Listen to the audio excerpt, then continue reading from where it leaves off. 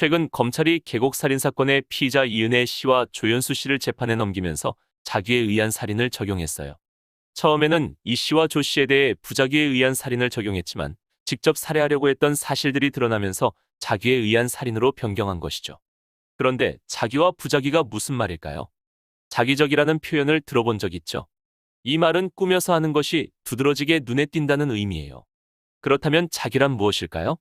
자기는 자신의 의사로 어떤 적극적인 행동을 하는 것이고, 부작위는 어떠한 일을 하지 않는 것을 뜻해요. 법적 행위에도 자기와 부작위가 있어요. 법적인 의미의 자기는 법적 책임을 지는 적극적 행위를 하는 경우예요. 반면 부작위란 어떤 행동을 해야 하면서도 하지 않는 것이 행위를 한 것과 동일한 결과를 만드는 경우죠. 결국 자기는 행동을 하는 것이고 부작위는 하지 않는 것이에요. 그러면 계곡 살인 사건에 적용되었던 부작위에 의한 살인죄란 무엇일까요?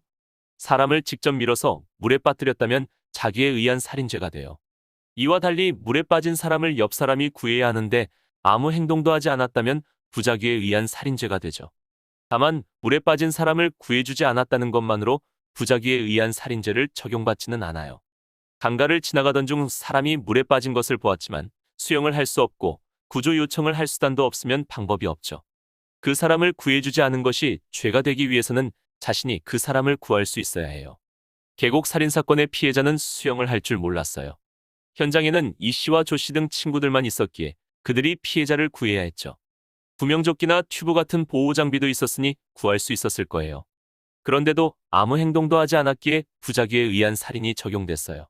다만 현재 검찰은 이 씨와 조 씨가 피해자를 물에 뛰어들게 한 점에 집중하여 자기에 의한 살인을 적용했어요. 보통 자기에 의한 살인이 부작위에 의한 살인보다 형량이 무겁기에 법원에서 자기에 의한 살인이 받아들여지기를 바라는 목소리가 뜨거워요.